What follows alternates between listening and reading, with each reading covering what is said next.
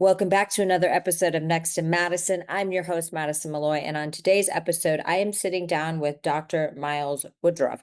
He's got a very interesting story. He became a entrepreneur chasing kind of what a lot of people chase, which is the validation and the materialistic possessions. How far much could he consume? How much could he do? And it wasn't until he was able to interact and had an encounter with Jane Goodall that he was able to let that go, and also a near-death experience. And so he's going to share with us kind of how he was able to kind of separate his identity from the things and start living a life that was fulfilled and going after things that added value versus just chasing the dollar. And so there's a lot of great little nuggets in here that you can apply to your life, that you can go and find fulfillment in your life. Because at the end of our life, when we get to take nothing with us, that fulfillment and knowing that we followed our passion, that we used our God-given gifts in this world, is what's going to lead us to a life of less regrets. And that's what we all want: less regrets, peace, and ultimately fulfillment. We will be right back after this brief message with our guest on Next to Madison. Welcome to Next to Madison, a podcast to help you live your best life. All right, welcome back. So yeah, my guest today has lived about 12 lives. He's worked with Jane Goodall, protecting chimpanzees in the Congo, cooked at Disney World, nearly died in a scuba diving accident, had his PhD stolen during an Ironman race, and built North America's first plant-based seafood company. Dr. Miles Woodruff, welcome to the show. How are you? Thank you. I'm doing great. I'm here in Vegas right now, and looking forward to having a conversation. Yeah, absolutely. So for people who don't know you, who is Dr. Miles Woodruff? So right now, I'm the interim executive director at a local nonprofit, and who I've been in the past is kind of the result of me knowing where I wanted to go, but not knowing how to get there. And so I built up these different components of my life to be who I wanted to be and go where I wanted to go. But I just kind of trusted the process on how to get there. And so sometimes it took me to some strange places.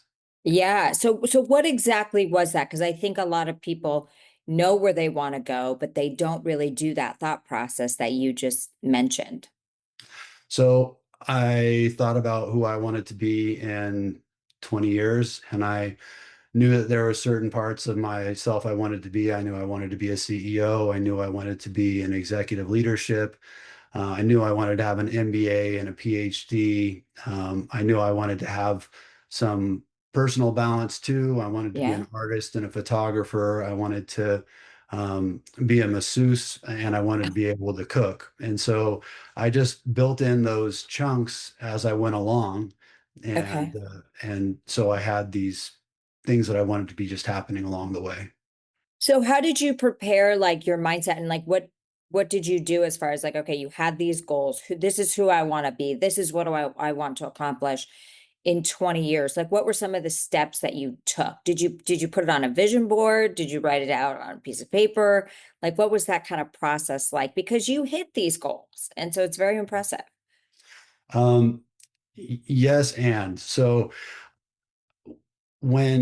so it kind of goes back to Jane Goodall entering my life. I was very angsty and rather hopeless on the way that I could impact the world.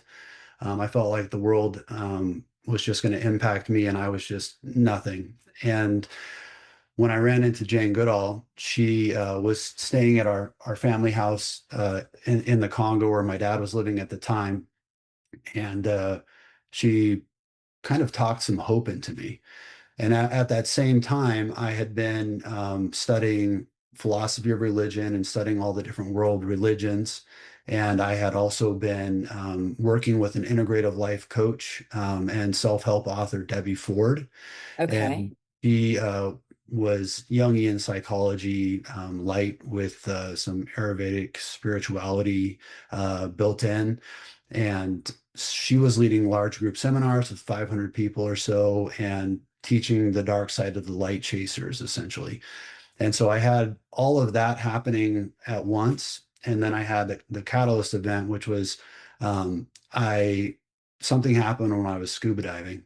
And I don't know what it was. We think a micro bubble crossed my heart chamber and went into my brain and gave me a problem. And for about an hour, was physically paralyzed Oh my and gosh. mentally aware that my brain wasn't working. So it wasn't that I was dumb, I was aware I couldn't think, and that was horrifying. And so that was the catalyst that got me to um, really lock it in and start doing the things that I wanted to do instead of pursuing financial gain solely. So I think, yeah, and I love that you brought up that point because I feel like majority of people think about they don't really love what they do. They do it because it provides them the finances they need to live the life they want to live. But the majority of our life is spent working. So they're inherently more miserable than they are happy, and they're just kind of like waiting to retire. So that almost near death experience kind of shifted things for you. But I think it's a good point that you have to do things that your first thing is like, how do I add value? And that's when the money will come. And is that kind of what you found? Yes, and in letting go of needing the money too, because every house on a hill is Yeah. someone who thinks they're fancy for having a house on a hill. Every beachfront property is a beach lined with beachfront properties, which every person thinking they're fancy for having that beachfront property. And so Ah, detaching yourself from that, and that came from another uh, kind of death of self that happened when my business collapsed, and I had to redefine who I am after I'm a CEO, after the money's gone, and recreate who I am and who I want to be. But that was a much later part of the process. The initial part was the scuba diving accident happened, and I sold my stake in the rep firm I was in, and just moved to the Congo to live with chimpanzees, which is not not a normal trajectory. yeah. Okay. So talk about that. Like, so your dad was there, Mhm. and did you have an interest in chimpanzees like prior to this accident? I always loved animals. Yeah. I always loved wild, dangerous animals, Okay. tigers, lions, whatever. And chimpanzees weren't really on the radar, and neither was Jane Goodall until she was at our house, and we were holding a fundraising event for her where she could meet the politicians and she could meet the local director generals of major corporations that lived in the Central West African region.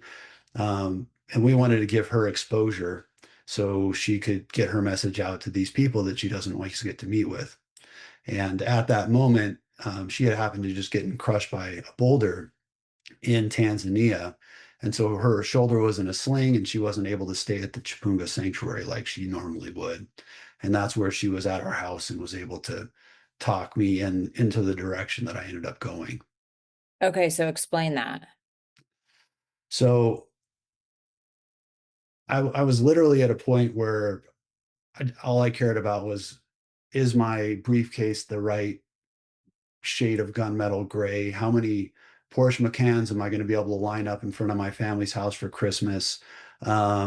Just all I cared about was stuff. And then I had the manufacturer's rep firm, and um, we were, I helped co-found the video game share industry with a company called uh, the Ultimate Game Share. And Okay. my business partner and I got them at a very young phase, and we helped them develop their product into something that was very cool, that looked like a racing chair and had light shooting out the bottom and vibration motors going up the back.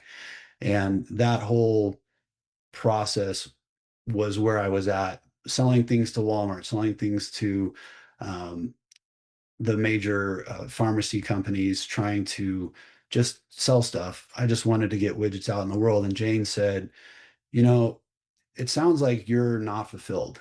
You have the things that people think fulfill them. And maybe if you want to get involved in conservation and sustainability of the world, you should start taking actions in that direction rather than selling cheap plastic widgets from across the world to consumers, because consumption is artificial drive satiation. You're Yeah. filling needs with things, and that will never fill the need. And so, actually having meaning in the life is the actual need. It's not the stuff, and that's where there's a bit of a disconnect between having the stuff and having happiness. Because I Yeah. mean, how many family office people do you know that don't have the happiness but have everything that they can? Yeah. Everything. Oh, yeah. And so, how do you disconnect from that and then bring it in? And I also have a family office friends that do have both, and they do it really successfully. And it usually comes with work and some kind of crisis that causes them to revisit their reality. Yeah. I always say there's blessings in the downfalls. Yeah, And it's those lessons. Okay, so let's get into the Congo. So, what was it like meeting your first chimpanzee? that was overwhelming because you hear these horror stories about chimps and humans. And the first chimpanzee I met was actually a rescue that was at my house because they needed to hold it for a minute before they brought it out to the sanctuary. And it was a very cute baby chimpanzee. It wasn't Mhm. something big and scary. And it just had me fall in love with the species generally. Um, and uh, and then a couple hours later, it was taken away to the sanctuary. And but I'd already fallen in love with them. And so I then went out to what's called Help Congo. And when I was taken out, you take this long ride across things that shouldn't be driven on, roads where your water's coming over the top of your car, and ferries where you're going up rickety boards, and you're not sure if your SUV is going to flip off or not. Oh, And then you arrive at the sanctuary, and the sanctuary is in the middle of nowhere by itself. And they have three chimp islands, and this is Help Congo. And that's where I saw my first adult male chimpanzees in a wildish situation. And then we went out to the Triangle, which is another 30-45 minute boat ride in the middle of nowhere. And I saw this forest camp that was away from everything. And I thought, this is one of the last great adventures that the earth has. There's few places that are this isolated and this magical and this dangerous.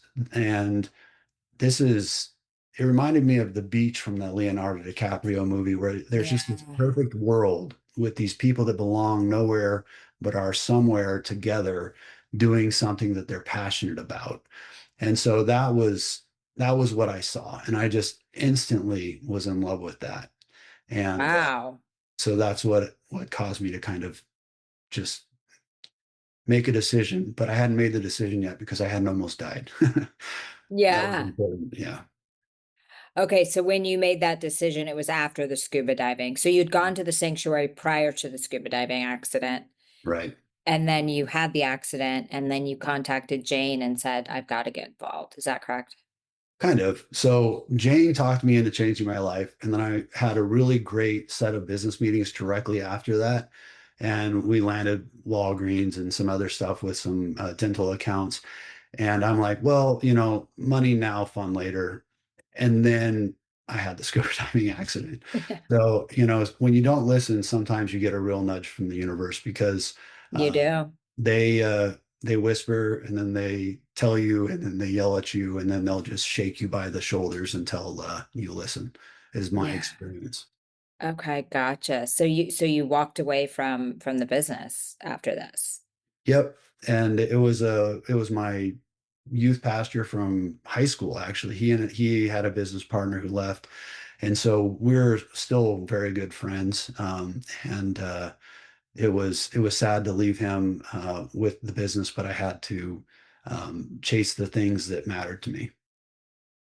But that's amazing that you were able to and how long ago was that? How many years ago was that?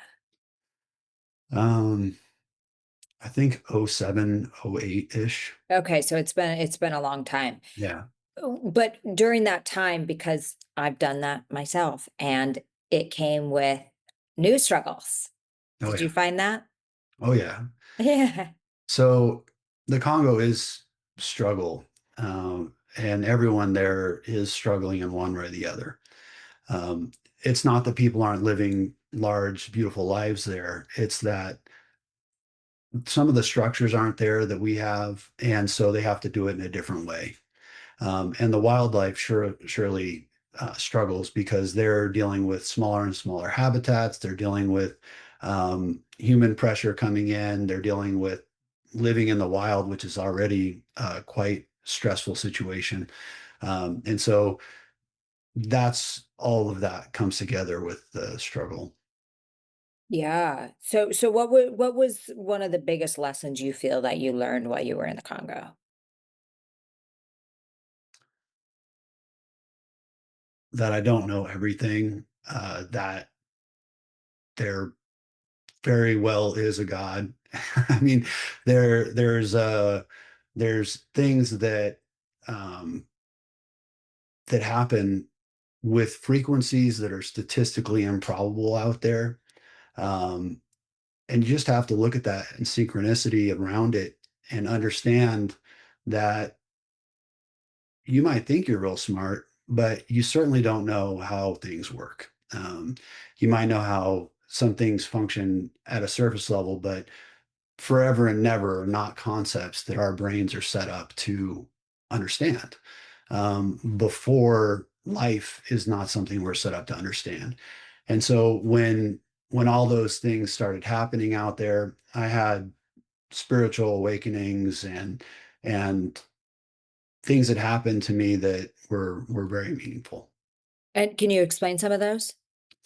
Yeah, I so first of all, I started getting my ego checked as far as what I know and what I don't know. So, and it happened in a scientific way. I was studying caterpillar larvae, and there was this really beautiful bumblebee that was in the flowers around the camp, and then there was this larva that I had captured and was growing, and and then this thing I was certain was a moth because it was or a caterpillar turned into this bumblebee, which I was certain was not a moth. And it turns it out it's called a clear-winged moth, and and it looks like a rainbow-colored bumblebee. And Wow. that shook me because I knew with certainty that it was going to turn into a moth or a butterfly, and it didn't. And so it kind of just opened up this concept of I don't know. And then when you're living with chimpanzees, you see into their eyes and you watch their body and you watch their interactions with the animals around them, and you see humanity. You see us, and so that kind of shook me too, because previously I had said yes, I understand evolution, I understand biology, I've studied these things, but the idea that we are better than was always in my head. And as I got to know all the species around me, I got to see that they are a complex part of this evolutionary chain. And we are just one branch of infinite branches. And that was also something that really shook me into the spiritual realm is all of these beings around me are just have the same access as I do to whatever else is out there. That's amazing. So what did so you're doing this. Are you running out of money at this point? I was fortunate to be supported Okay. by my family. So um, I did run out of money, Mhm. but I set it up where I was getting checks from my company as a buyout for a period of time, and Okay. then but I did this for almost 10 years on and off. So it Yeah. was quite a process. And so without the support of donors and my family, this wouldn't have been possible. This isn't, um, people are Yeah, out very there doing it blessed. unfunded, but I was very, very fortunate. Yeah. And so what would you say to somebody who's, working a job where they're not happy, they're not fulfilled, they don't have a Jane Goodall tapping on their shoulders going, "Hey, wake up," but they want to live the life they were intended to live and be fulfilled. But they don't have the backup. What Yep. advice would you give to them knowing what you know today? So there's a lady named Debbie Cox, and she doesn't have the backup. She doesn't have the means to that I did. Okay. And so what she did is she went and she worked and she built up the money, and then she went to Africa and she worked with chimpanzees. And then she ran out of money and she went back. And then she did that for decades. And now she's one of the biggest names in primatology and in chimpanzees because she just threw herself in there with audacity.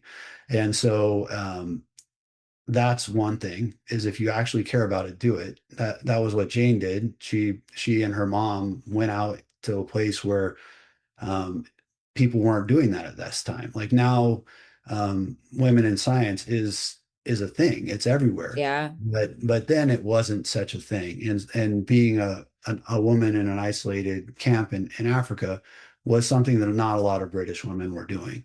And so there's just that audacity to do something that you shouldn't do. Yeah, no, absolutely. So, but if people want to, maybe their fulfillment isn't going to the Congo to work Right? with chimpanzees. What advice would you have generally for somebody like, following their passion? Like just like what kind of Right. frame of mindset, what kind of goals, what kind of, you know, Change something, change a lot of things. Uh, take a course, read a book. The coaching that I did with Debbie Ford was not normal. It's not something people were comfortable with. It's large group seminars, shadow work, and that changed who I am.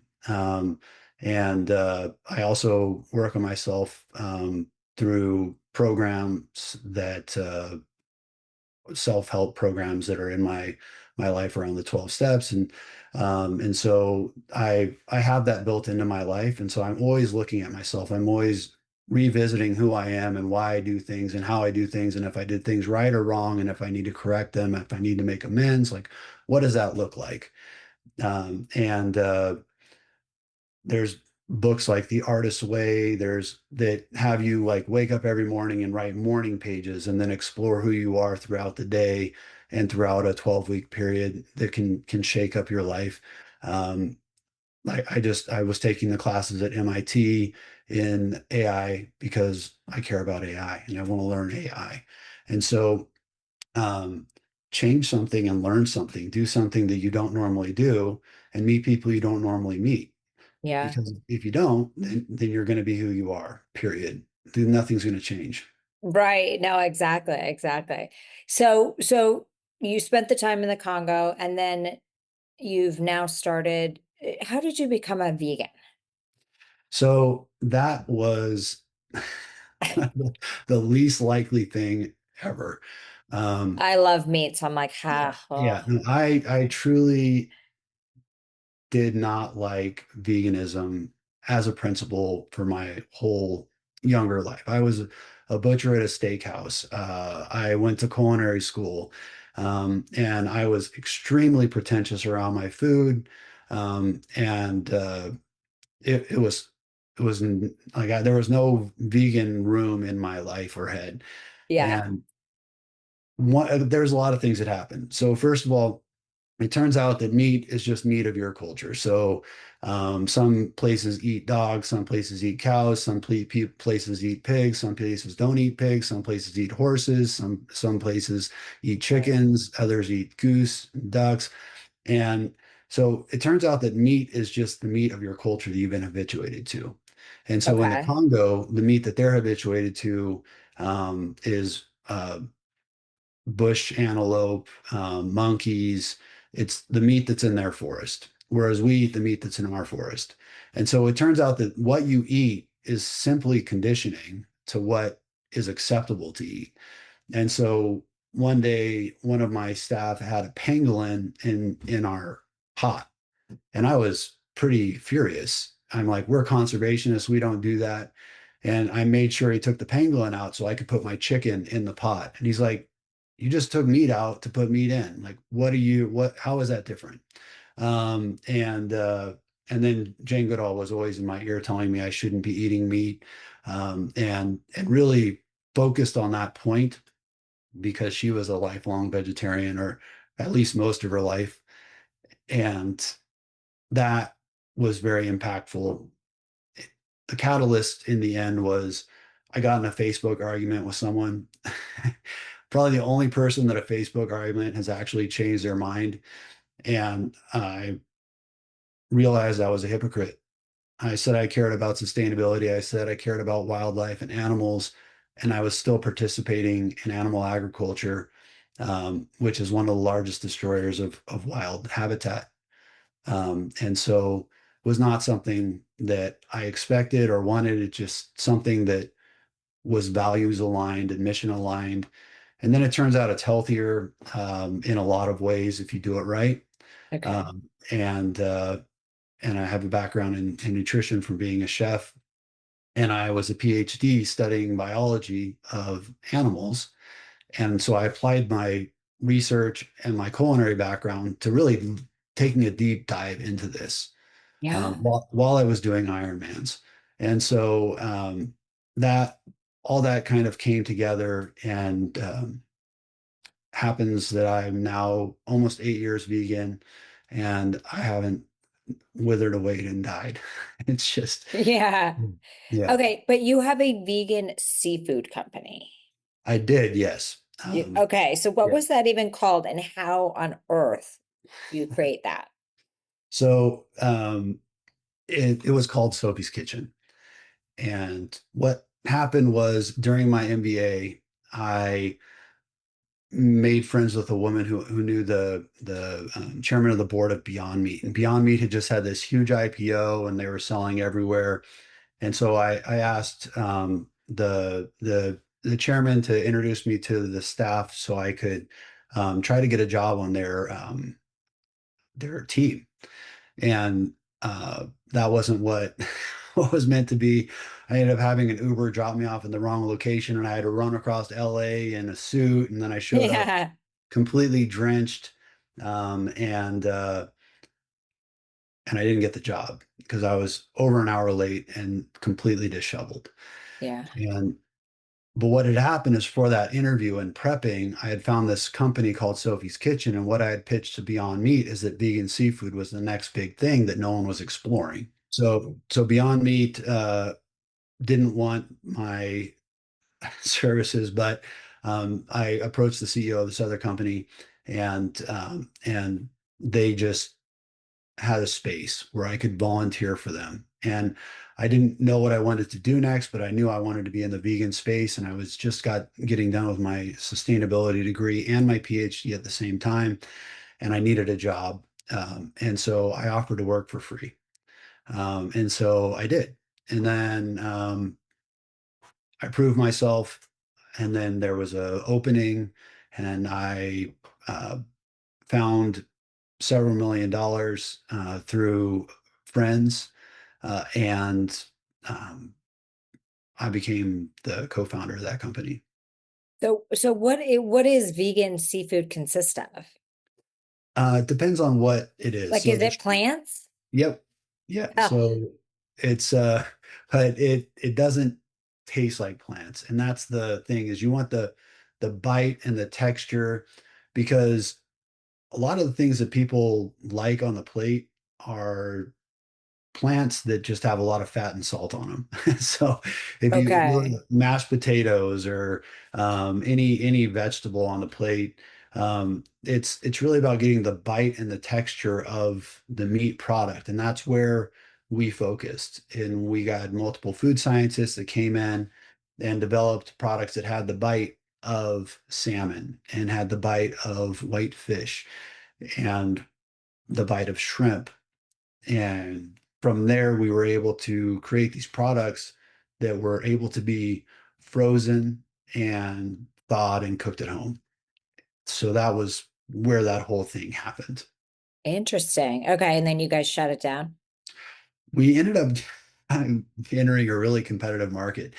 And one of our competitors had I think an $83 million round. And then there was multiple Commonwealth funds that had $100 million rounds. And we ended up having almost $500 million come at us. And they ended up just buying all of our shelf space out from under us. Just money for shelf space and just took us out of all of the locations. And Yeah, so that's got to yeah, be heartbreaking. So what'd you learn from that? um, that you lose sometimes. And you have to not attach your identity to the things that you have because sometimes they go away. And that's true with relationships, it's true with cars and Yes. houses and money, it's true with everything. If your entire identity is wrapped up in the stuff and the things that are around you, then then when those things get taken away, it really hurts. And there's Yeah, you actually get stripped away. So what would you say as far as like advice to people that are listening is like they're like, okay, that sounds great. Don't wrap my identity in my job, in my, mansion I work my ass off for, in, my podcasts I slave away for the last 6 years doing, my books I'm writing, you know what I mean? How do you keep that identity separate from all that? I do it through a daily practice. I do it through having self-regulating activities in my life, being of service daily, multiple times Yeah. a week, helping other people is really core because um, uh, it just humbles you when it's really hard to be humble in this world. Like we want to be things, we want to be above, Yeah. and Want to there's kind of always prove going to our be someone. place. Yep. I mean, it doesn't matter if you're working at a minimum wage job or Elon Musk, there's always going to be someone who has more than you. And it might not be more money, but it's going to be more of that other thing that you don't have quite enough of.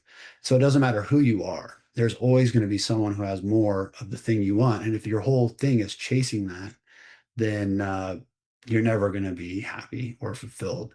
There's a great book called The Tibetan Book of Living and Dying that really eloquently addresses that whole process of life and the pursuit of things and how being prepared um, for life and death allows you to be alive the whole time instead of always being in confusion about what you're chasing. Yeah. And so after your time, like before we wrap up, like after your time, like living in nature, these experiences you had, like, do you fear death maybe the way you might have in the past? I've never feared death, except for one time when an elephant was actively trying to kill me. Oh, But jeez. I I want to live, and I think that's the thing that everyone should want. They should want to live. They should want to have another day. They should want to wake up.